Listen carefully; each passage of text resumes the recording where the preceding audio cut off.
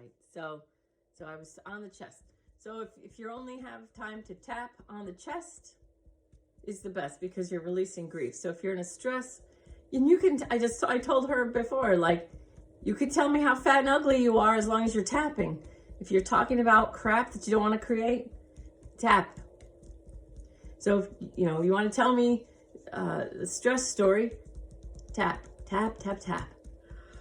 Tapping on your chest saying, this scared me and that scared me and it was really scary when, and everything's falling apart or whatever. Everything's falling apart. I'm completely overwhelmed. I don't know what to do. Okay, just tap and say it. Tap and say it. You could say on your armpit, tap and say whatever crap, whatever sucks. It's like mid-bra strap. Under your nipples, anger points. And then the back of your hand. Between this finger, or between this lump and this lump, right here. Tap. Tapping. All right. Look. This is life. This is life. And I wish I could make it easy for everybody. But then you wouldn't get the benefits of, empowerment. You have to do this stuff for yourself. You have to go through this stuff for yourself. You always have tapping. Tapping, tapping. This sucks, whatever. I hate this. Tapping calms your amygdala so it stops firing into fight, flight, or freeze. And then as you tap and breathe,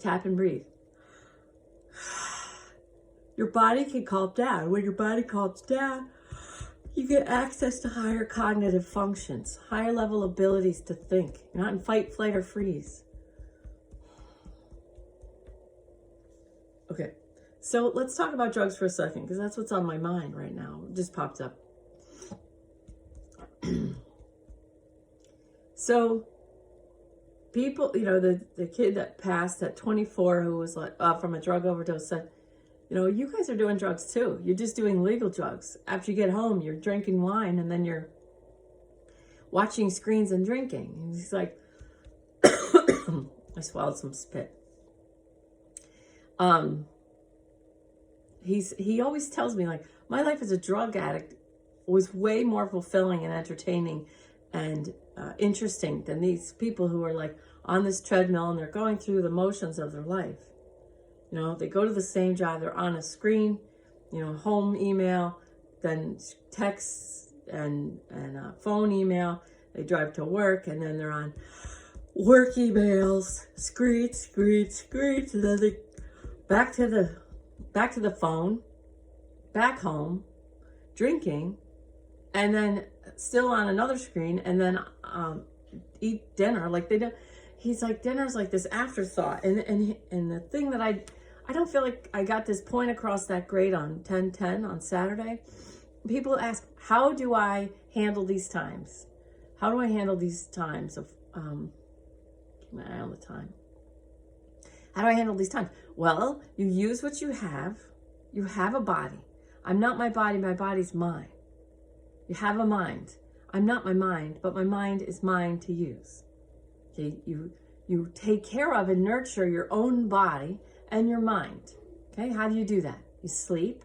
You rest. You sleep. You meditate. You calm and center as much as possible, moving yourself back into the parasympathetic mode and the autonomic nervous system.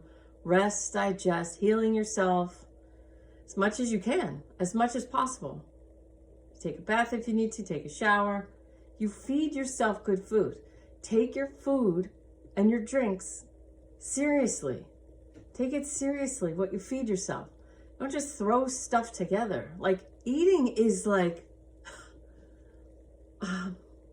why do I talk? I had a thyroid problem. I had a big tumor on my thyroid. That's why I talk, okay? But before I healed it, I gained weight all the time. I hate that I had a thyroid problem. I hate that I have to talk to keep it healed, okay? So that's where all this yawning's coming from.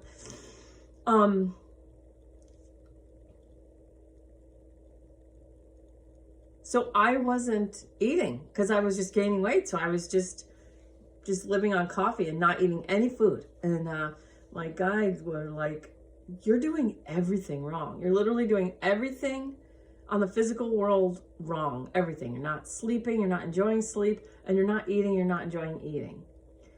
Through that whole thing and my whole thing there. And when my fiance was in a coma, his father said, you haven't eaten, this was years ago, this was like 90s, I think. This was 90s. No, I don't know when it was. Oh, maybe 2000. I don't know. But it was 2000, 2001. It was before 9/11, I believe. I don't know. Yeah, it was before 2011. 2001. Oh my God. All right. So I was in the hospital with my fiance. I was in a coma from a motorcycle accident. His dad called and said, I'm going by this restaurant that we love. Do you like Thai food? And I said, yeah. And he said, you haven't eaten? I said, no. He says, I'm going to get you food. This restaurant in Danbury, Connecticut called Bangkok makes this dish called basil chicken. He goes, do you like it hot? Do you like hot? I said, yeah, I like hot food. This food was like mind-blowingly good. Basil chicken from Bangkok in Danbury, Connecticut. And while I was in the hospital, and I hadn't eaten, but, it's just was waiting for him to get better. This food actually made me pay attention to food. It tasted so good. It made me pay attention. And during whatever time, so for me, my personal life was rocked over and over and over. 3 people in comas within like just over a year. My brother, my fiance, my mother, all in comas. I was an airline pilot, and so like I had to like learn all this stuff. I had to like compartmentalize everybody's, hospital stuff to focus and learn. Big jets, okay? So I had a period of time in my life where it was like it is for people now, except that mine, it wasn't like in the world. So now that's why I'm motoring through this whole COVID thing in a different way than everybody else. I had my stuff early on. Then I lost my airline job, 303. I'm not going to take you through my whole life. But the whole thing is, how do you get through any difficult time? All right. So I want to say first that the difficult times are really where you can wake up. You can wake up to the fact that you're living in difficult times. That's when you can wake up. There are so many people that the kid that passed, the 20-something-year-old that passed of a fentanyl overdose, he says, you people aren't living. My life as a drug addict was more interesting, fulfilling, and exciting than you people. So he sees and he shows me, all these people they're just going day to day. That's not living. They're not doing anything. They're just existing or subsisting or blah, blah, blah. They're not enjoying their food. They're not enjoying their sleep. They're not enjoying their body. They're just going. Like zombies. They're on their phones and they're on their screens. And I know when I say that, there's such a harsh judgment to it, but it's like, please understand that if you're putting energy into a screen, you're spending that energy. You're spending one of your resources, time, energy, money, your only resources, time, energy, money. And if you're putting your energy and your time into a screen, then you don't have it. It's like $1 that you're spending on candy instead of on a vegetable. So that you eat, So if I'm gardening or gathering eggs from my chickens or interacting with my children saying, go clean up poop in the yard, find a way to make it fun. That's my energy. That's my time. I'm investing it into my kids, or even just like watching a bee walk on a leaf. I feel like whenever I talk about this, only one person will understand, but it doesn't really matter. when you look at something happening in nature, whether it's a bee on a leaf or watching a butterfly or watching a sunset or watching a sunrise, and you're just thinking, wow, you know, holy crap, Mother Earth, amazing, thank you. Thanks for that. What a beautiful place that I live. What a beautiful place I live. You know, the earth or whatever, wherever you are, okay? And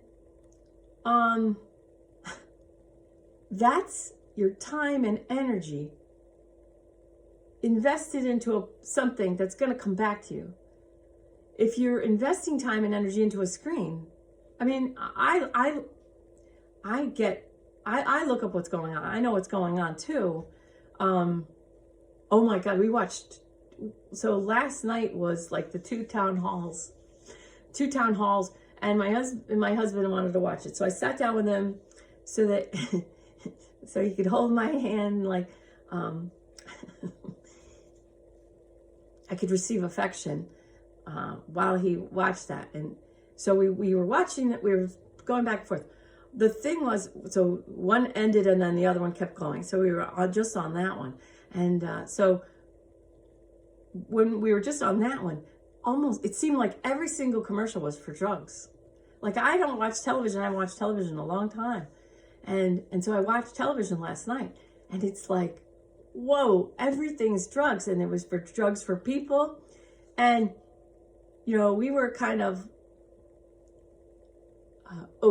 we were taking turns reading the side effects that can happen with certain drugs. And we're like,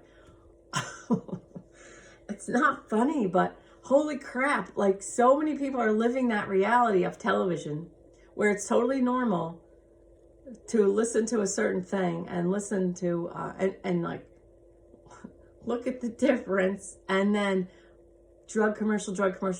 And there was one really cute drug commercials for dogs. And there was a pug who could talk. And I enjoyed that commercial, but it was like, wow, you know, and it was about scratching, their pet scratches, scratches. And my husband's like, wow, they're taking, like, you know, dogs have always scratched. I'm like, well, maybe it's the crap they put in the food and now they're going to medicate. And he's like, they're making everything into a thing that needs medication. He's like, dogs scratch, it feels good. They stretch, they scratch. It's like, how many people are going to run out and get that medicine now? Anyway, the point is, like, difficult times make you wake up, whether you want to or not. They make you wake up. Sometimes they make you want to go, oh, forget this. I don't, you know, because whatever makes you go, I don't want to live this life. Then something else goes, hold on, do you hear yourself? And Eckhart Tolle says it really well when he's like, he wanted to kill himself. He talks about, he gets to this place where he wanted to kill himself. And then he's like, wait a second.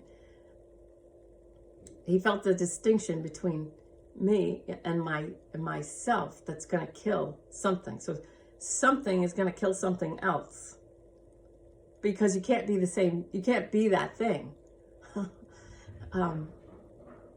Kill myself. Like, what? There's two things there. If you're talking about killing yourself, there's two things there. There's the self to kill, and then there's the thing that kills it. You know what I'm saying? So he does a good job with that. Eckhart Tolle. It's if you get The Power of Now on CD, I think it's the best way to listen. And just put it in your car. Just keep The Power of Now. Just buy it for yourself. Don't go to the library and look for it, because it's 7 CDs and it's probably expensive, but it's worth every single penny. And you're gonna want to keep it so that you can, like, listen to it over and over, or hand it out like I did, and then you never get it back, but you feel like you still did something good. Buy The Power of Now by Eckhart Tolle on CD. Leave it in your car and just listen. He talks about that point really well. Okay. So difficult times are when you're hitting difficulty, and you get pushed to a place. You don't have to get pushed all the way to where you're like, I'm ready to give up life. You don't have to get pushed to that place, but it's still, that difficulty is what, you know, makes you wake up. It wakes you up. I gotta get my daughter in school. Dang. But let yourself wake up right now. Let yourself wake up right now and just tap. Just tap. You always have tapping available. Watch the talking. So much talking right now. So much talking. And a lot of talking comes from an egoic place, afraid of silence. And in the silence, there's a real holding down, like a holding to task of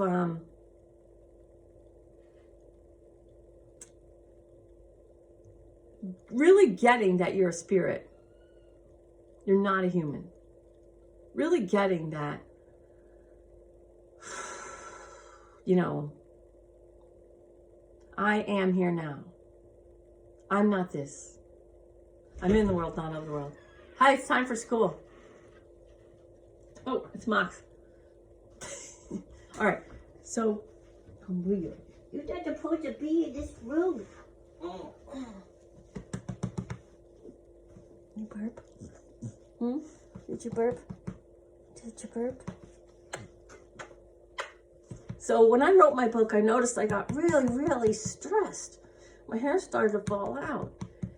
And I realized I was not doing this enough. Not doing this. Oh.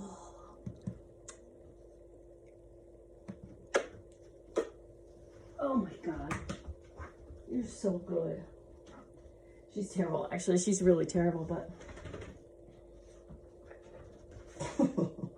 You're really bad. But I love you anyways. Put you. all right. So wake up to your life. Wake up, be in your life. Love your life.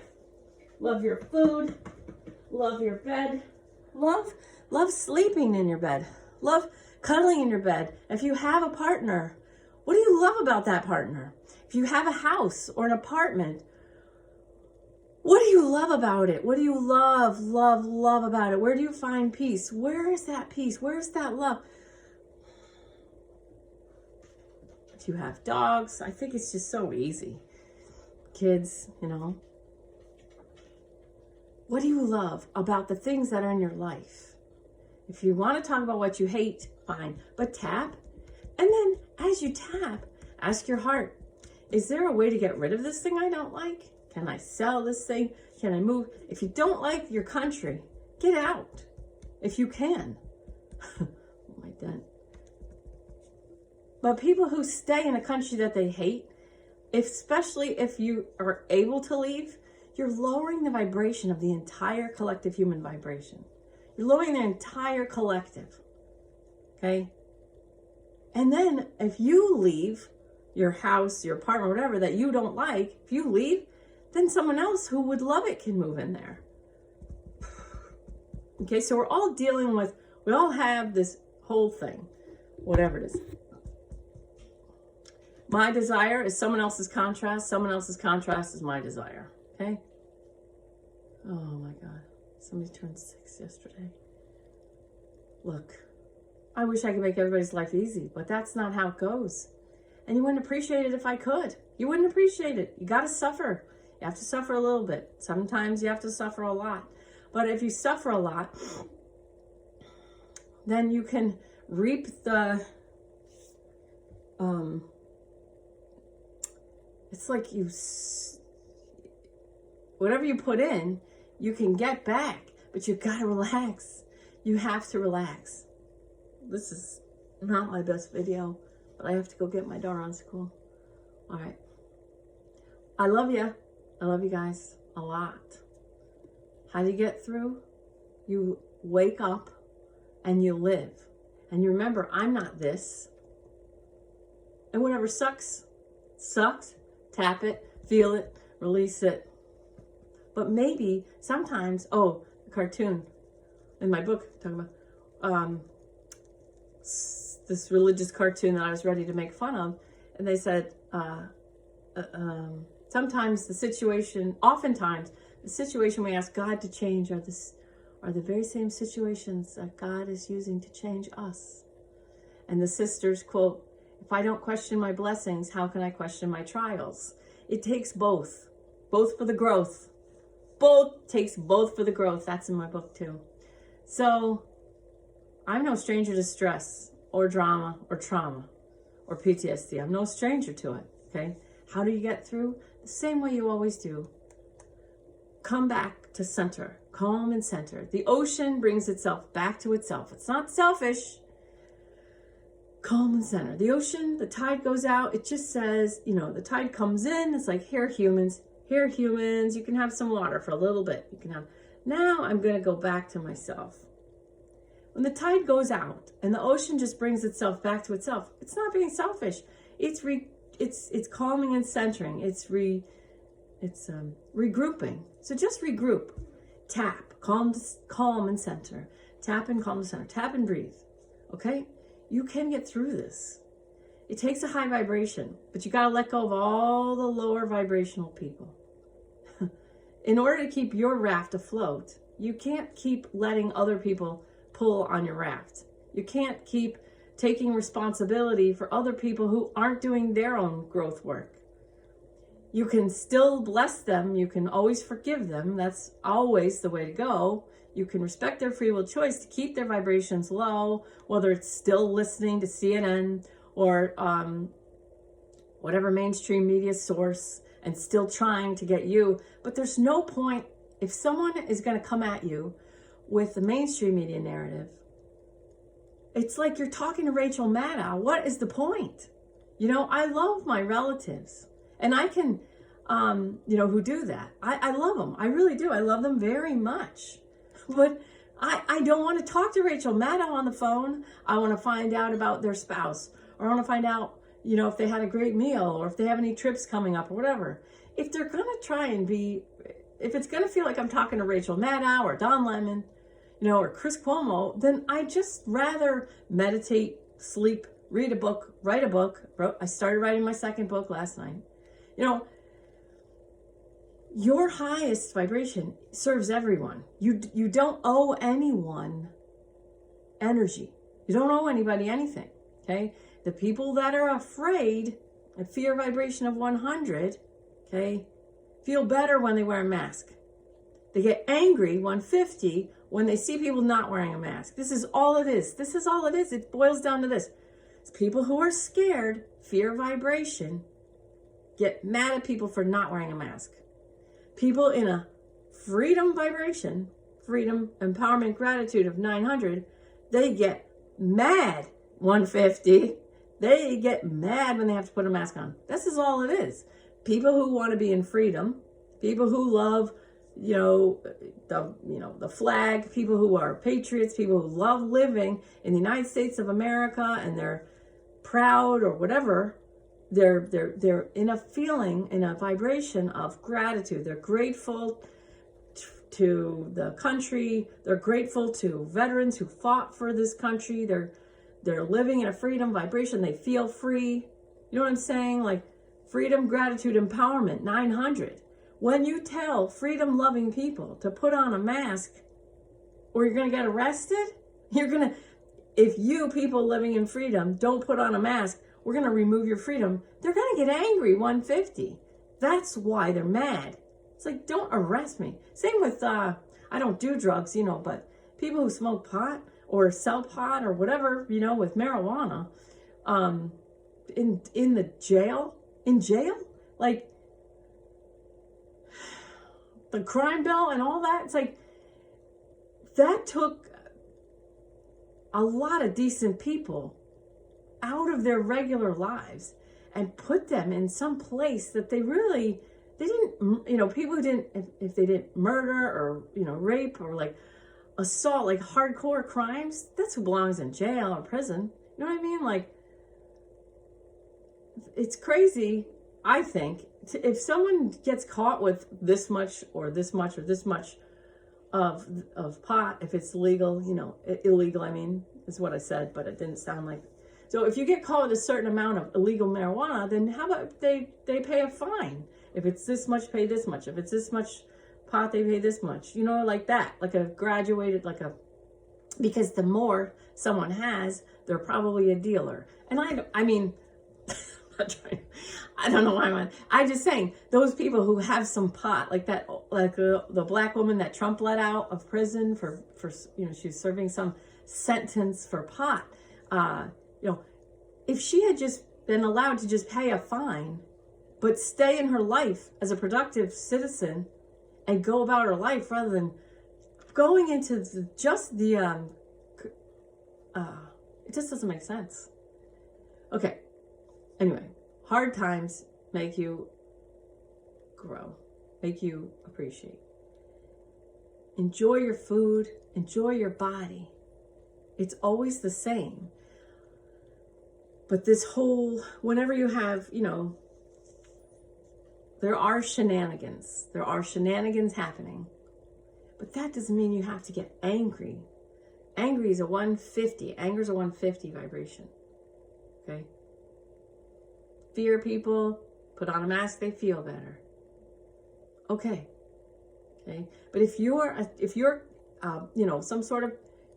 like a United States patriot or, freedom loving, flag standing, waving, anthem singing, I love my country, patriot, and you're in the higher vibrations of freedom, gratitude, and empowerment, when you get mad, you lower your vibration, you lower the collective vibration of all of humanity. So please, if you're in the higher vibrations normally, come down to love. Let love be where you stop. That's a 500 vibration. Okay? See everybody in the fear vibration and the anger, where's your mask? Where's your mask? Those people, just see them as tantrum throwing children. Forgive them, Lord. They know not what they do. Okay? If you people in the higher vibration, conservative or patriot or religious, if you're religious and if you love Jesus,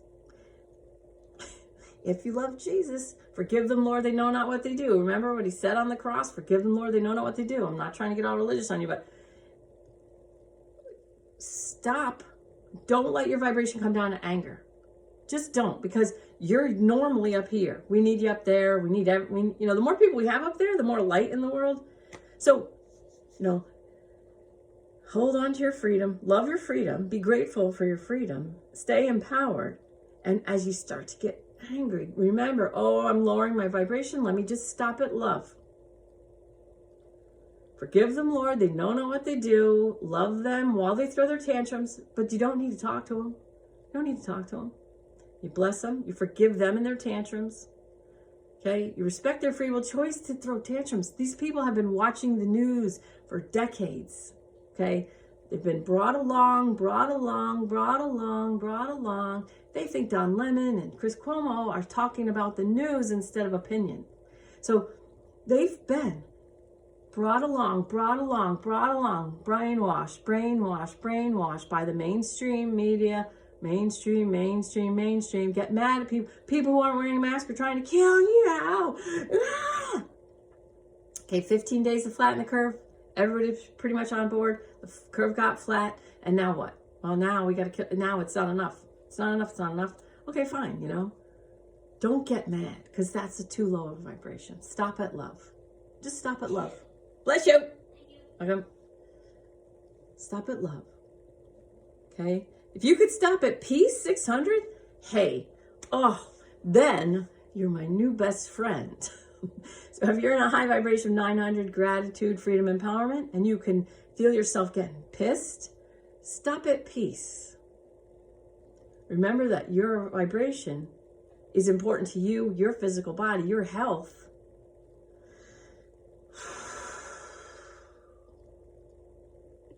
As you start to go down, you start to lower your vibration. You start to lower the collective vibration. And if there is a deep state, cabal, globalist, that's exactly what they want. You're giving them exactly what they want. They want the peace-loving, they want the freedom-loving, Second Amendment, First Amendment-loving, Constitution-loving patriots, proud Americans with this high vibration. And I know you guys, I see you on Twitter. I know that you love legal immigrants that become patriots. You don't care what color anybody is, and you don't care where anyone's from. You love people who love this country. I get you. I get it. I see you. You love people who love the United States. You don't care what color they are. If somebody comes from somewhere else and they're so happy to be in the United States, I have all these friends. I know all these people, and I love them. Your heart just is like, oh my God, they just always have a smile on their face. They work so hard. They love the United States. Da, da, da. You love them. Keep your eye on that. You just stay with the other kind of patriots. And it's not an echo chamber, but you know, even if you're around the tantrum throwing normies who've been brainwashed by the news, okay? Even if you're around them, just see them as toddlers throwing tantrums. Just that. They're just toddlers throwing tantrums. Just see it like that. Let it go. Just see it, let it go. Bless, forgive, respect their free will choice, and love them. And then bring your vibration back up. You love them, bring it back up to peace. Then bring it back up to that freedom, empowerment, and gratitude. That'll heal your body, and it'll keep the energy around you inside your body, but outside your body, like in your home, you know, in your home, around your animals, your children, whatever you have. Keep your energy nice and expanded. You don't have to go to church. You can imagine, if you love church and you miss church, close your eyes and imagine being in church. You know what it's like. Just feel the energy of being in church. Just remember. You don't have to remember what was said. Just remember, forgive them, Lord. They know not what they do. I am here now. Remember how you felt when you sat in church and you felt like you were exactly where you're supposed to be.